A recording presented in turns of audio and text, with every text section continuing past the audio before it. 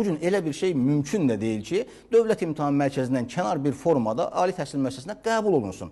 Əgər Dövlət İmtahan Mərkəzindən imtahanın nəticəsində Bakı Qızlar Universitetinə tələbələr qəbul olubsa ki, elədir, həmin tələbələrin və valideynlərinin qətiyyən narahat olmağına bir zərurət yoxdur. Həmin tələbələr dövlət tərəfindən digər ali təhsil müəssisələrinə köçürüləcək. Məsələn, bunun nümunələrini biz verə bilərik. Qafqaz Universiteti fəaliyyətini dayandırdı. Dövlət Universiteti Bakı Mühəndislik Universiteti fəaliyyət göstərdi və həmin tələbələr özəl universitetdən dövlət universitetinə keçirildi. Eləcə də Naxçıvan Özəl Universiteti bağlandı, xatırlayırsınız, ötən illərdə. Həmin tələbələr birbaşa Naxçıvan Dövlət Universitetinə keçirildi. Yəni, özəl universitetdən dövlət universitetinə keçirilmiş oldu.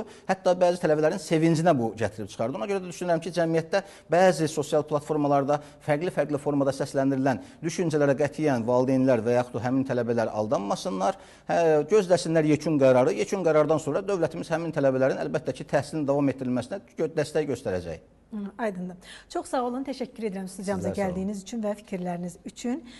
Qeyd edim ki, biz təhsillə bağlı bir sıra məqamlara aydınlıq gətirdik. Qonağımız isə təhsil eksperti Ramin Nurəliyev idi.